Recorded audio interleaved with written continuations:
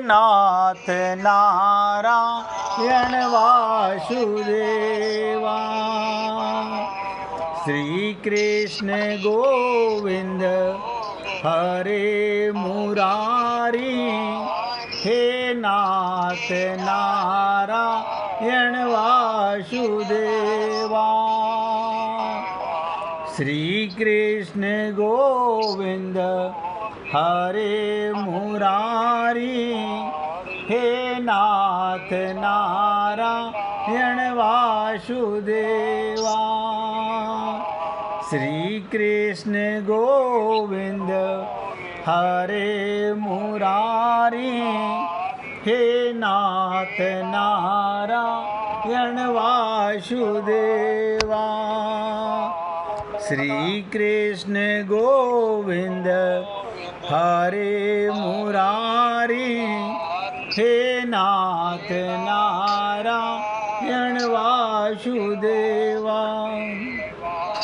देखिए, आप सभी पुण्य आत्माओं से पूछना चाहता हूँ, किसी के मन में कोई भी प्रश्न हो, ये सब मान लेना, शरीर का इलाज, मरने वाले का इलाज डॉक्टर करेगा, और जो नहीं मरेगा, क्या नहीं मरेगा? आपका सूक्ष्म शरीर नहीं मरता और रोग उसमें है, सारे रोग उसमें हैं। शरीर की किसी से ममता नहीं होती, ये भी आपको बता दूं। शरीर का कोई बेटा बेटी नहीं होता, क्योंकि शरीर तो मुर्दा है, उसे क्या पता। सूक्ष्म शरीर बिगड़ा हुआ है, बिगड़े हुए सूक्ष्म शरीर को जीव बोलते हैं, और शरणागत जीव को भगवत प्राप्ति करने के बाद आत्मा बोलते हैं। आत्मा परमात्मा के लोक में जाती है, दिव्य शरीर नहीं, सूक्ष्म शरीर लेकर के। बिगड़ा हुआ मन नहीं, बिगड़ी हुई बुद्धि नहीं, बिगड़ा हुआ चित्त नहीं। और हमारा ये सब बिगड़े हुए हैं। ममता, मोह, आसक्ति, मेरा तेरा, राग द्वेष, यानी सारा शत्रुओं का जमावड़ा अंदर है। और हम मंदिर जा रहे हैं, भगवान भी मुस्कुराते रहते हैं खड़े खड़े के सारे पागल आ गए, ये मेरी पूजा करने आए हैं। अभी देखो, इनसे सबसे देख रहा हूँ, भगवान क्यों नहीं बोलते? आप देखते हो मंदिरों में भगवान की मूर्तियां खड़ी रहती हैं, क्यों नहीं बोलती? क्यों? उन्हें पता है सब भिखमंगे हैं यहाँ पर आने वाले। कोई कुछ मांग रहा है, कोई कुछ मांग रहा है। मेरा प्रेम किसी को नहीं चाहिए। उससे बोलते हैं जो भगवान का प्रेम चाहता है। इसलिए कहा गया, भक्त अभक्त हृदय अनुसारा। ध्यान से सुनो, हमें स्वयं ये निर्णय लेना होगा। हमें ये निर्णय लो, हमारी आवश्यकता क्या है, हम क्या चाहते हैं। देखिए, किसी के मन में कोई प्रश्न नहीं है। अब मैं आगे बढ़ना चाह रहा हूँ। मैंने आप सबसे निवेदन किया, प्रश्न हो तो पूछिएगा। भगवान सब में बराबर है। चींटी में भी वही भगवान, ब्रह्मा में भी वही भगवान, शंकर में भी वही भगवान, हनुमान जी में भी वही भगवान था। हनुमान जी ने अपनी पत्नी का त्याग कर दिया, गणेश की गर्दन काट दी। वो राम के प्रेमी हैं। जन्म लेते ही हनुमान के रूप में प्रकाश को पकड़ने भागे। हम इस शरीर में आ गए। हमारे गुरु ने कहा, सीताराम आचार्य जी ने, इस देह में हरि मिलत हैं। हम हरि को पकड़ने नहीं भागे। हम क्या कहते हैं, अब आपको क्या पता, हमसे क्या कहते हैं कि आपको क्या पता, आपने बच्चे पैदा किए हो तो आपको पता चले। बता, आपने बच्चे पैदा किए हैं।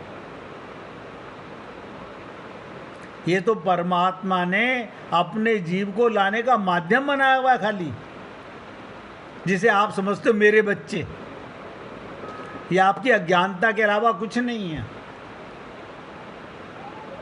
अब आप और हम लोग स्वयं निर्णय लें, हमारी आवश्यकता क्या है। भाई जी कुछ पूछना चाहती हैं, पूछिए।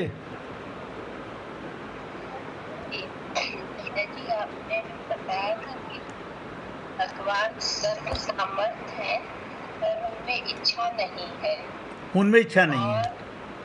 और हम जो जीव हैं, हमारे में बहुत सारी इच्छाएं हैं।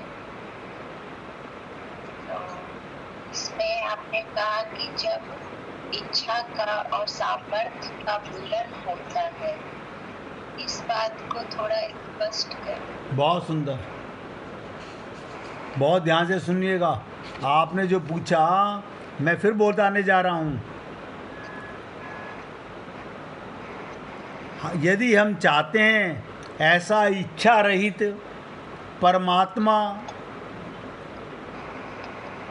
लोक कल्याण की, हमारे कल्याण के लिए हमारी आवश्यकता की पूर्ति करे, तो मैं अपनी आवश्यकता उसके साथ जोड़ देनी है, यानी संसार की कामना नहीं करनी है। और हमारे मन में भगवान से संसार पाने की कामना है। भगवान इस देह में हरि मिलत हैं, हमारी इच्छा संसार पाने की है। अब कितना समझाओ, क्योंकि कारण है हम मन के गुलाम हैं। मन बिगड़ा हुआ है, उसे काबू में नहीं कर सकते। मन गुरु की शरणागति में नहीं कर सकते, बुद्धि गुरु की शरणागति में नहीं कर सकते। क्यों? फिर तो जो गुरु ने कहा वो मानना पड़ेगा। अब आप बताइए, आपका शरीर भगवान राम, आप कहोगे क्या भगवान राम ने दशरथ की बात नहीं मानी? आपको पता ही नहीं है। भगवान कैकेयी के मन में वो इच्छा पूरी कर रहे हैं जो भगवान करना चाहते हैं।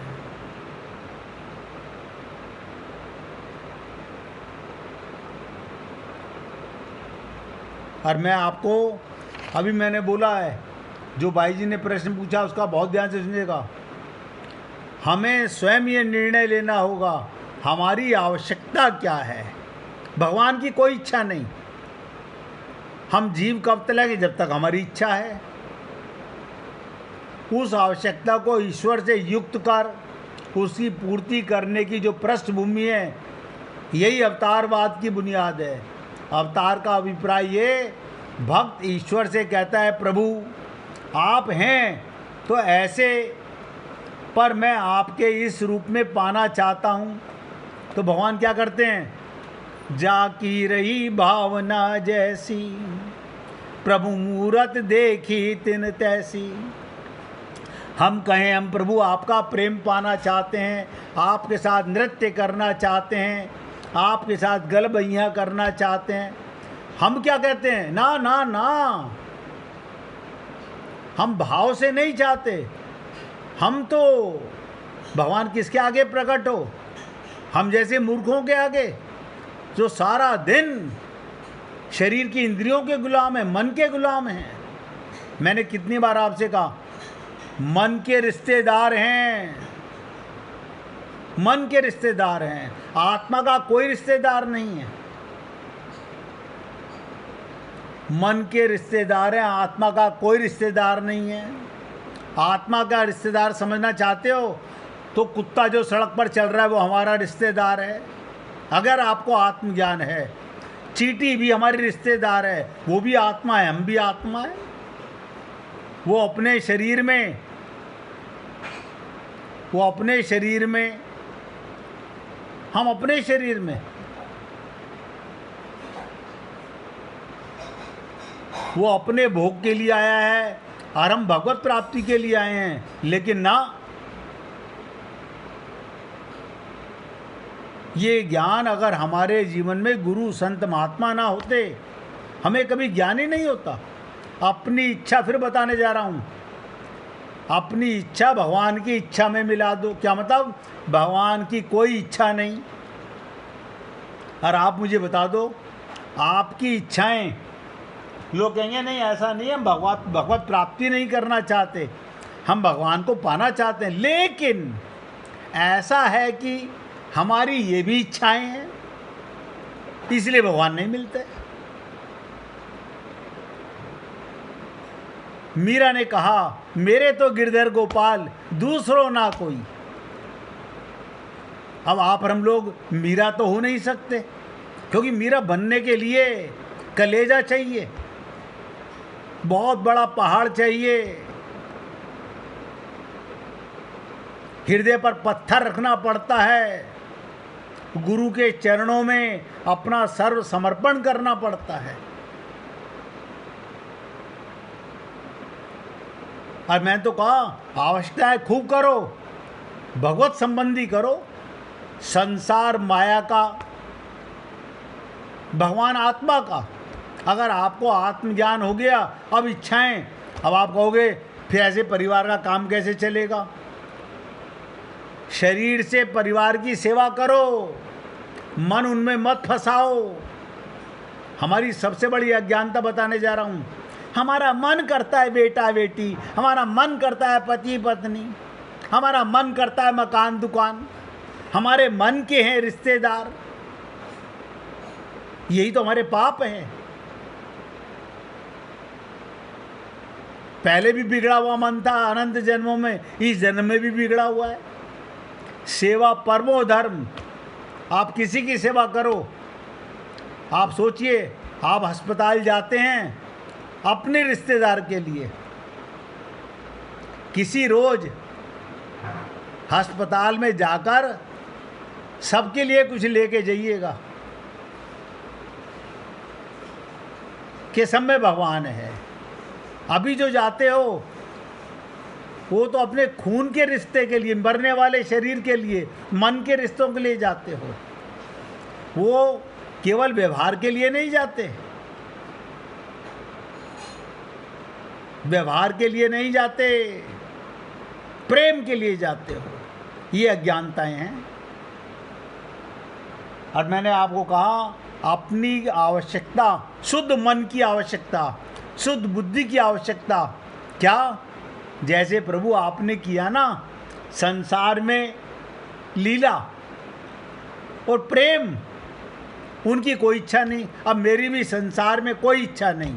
मैं क्या करूँगा? भूखे को भोजन कराऊंगा, प्यासे को पानी पिलाऊंगा, परिवार की सेवा करूंगा, लेकिन इनसे ममता मोह आसक्ति नहीं करूंगा। और अगर करूंगा तो आपका अंश मान के करूंगा कि आप इनके, ये आपके अंश हैं, इनको शरीर का रिश्तेदार। ये हमारी अज्ञानता है। भाई अब समझ में आया आपके?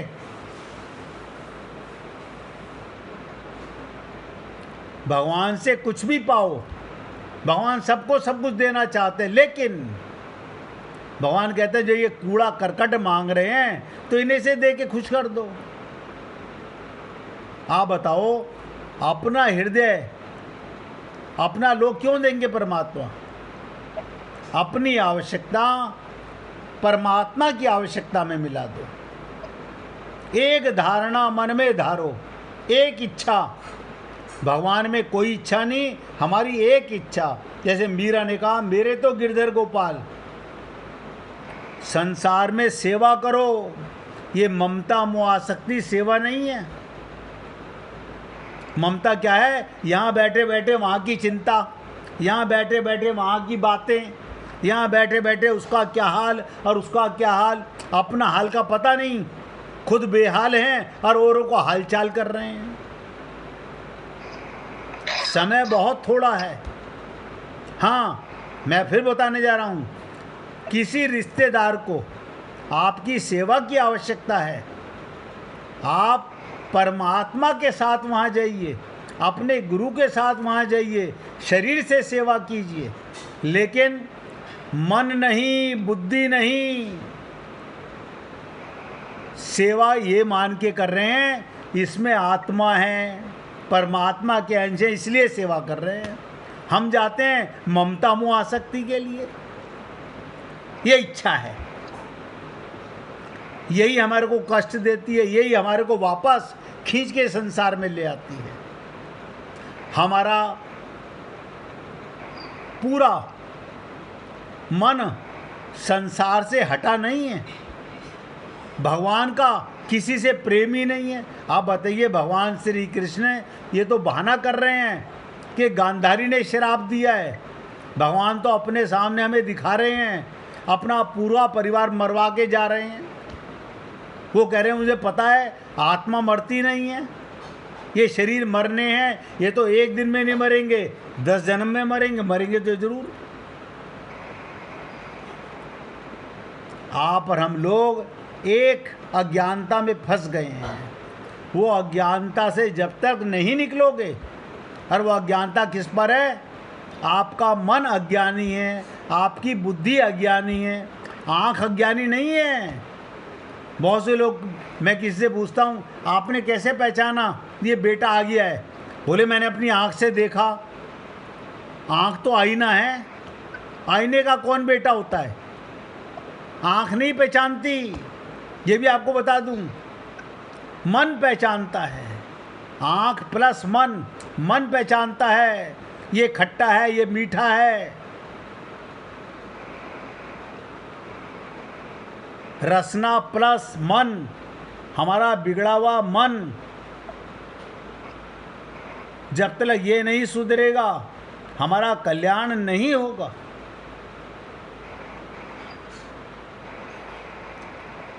हमारे कड़वे शब्द होते हैं, क्योंकि कड़वी दवा ना दें।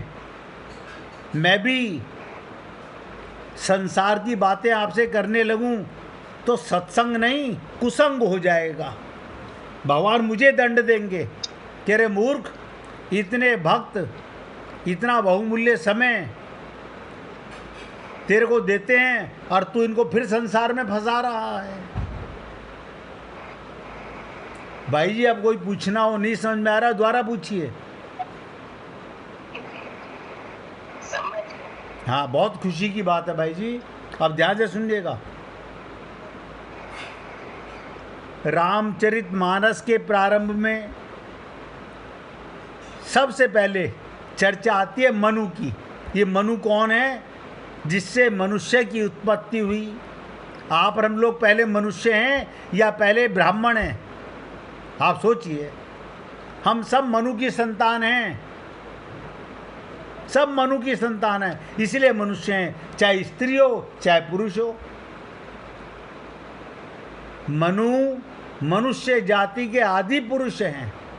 वो ईश्वर से कहते हैं मैं जानता हूँ कि वेदों में आपका वर्णन करते हुए कहा गया, एक अनिहि अरूप नामा अज सच्चिदानंद परधामा। क्या कहा वेदों ने? आपका कोई रूप नहीं है, आप में कोई इच्छा, आप में इच्छाओं का अभाव है, आपका कोई नाम नहीं है, पर मैं चाहता हूँ आप रूप धारण कर मेरे सामने प्रकट हों। आप बताइए, मनु और शत्रुपा सब ने लीला सुनी। रामचरितमानस के प्रारंभ में आता है, मनु की तपस्या का वर्णन आता है।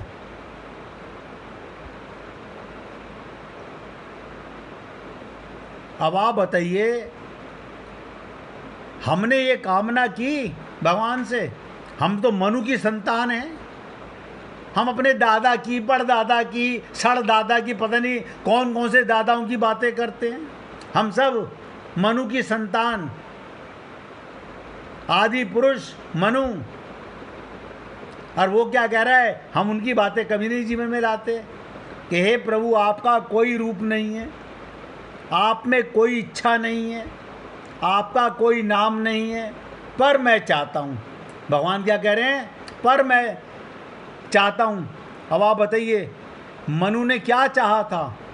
आप रूप धारण कर मेरे सामने प्रकट होइए। हमने चाहा कभी नहीं, हमने तो ये चाहा हमारे को ऐसा पति दिलाना, हमारे बेटा ऐसा पैदा कराना, हमारे को मकान ऐसा 7 मंजिला बनवाना।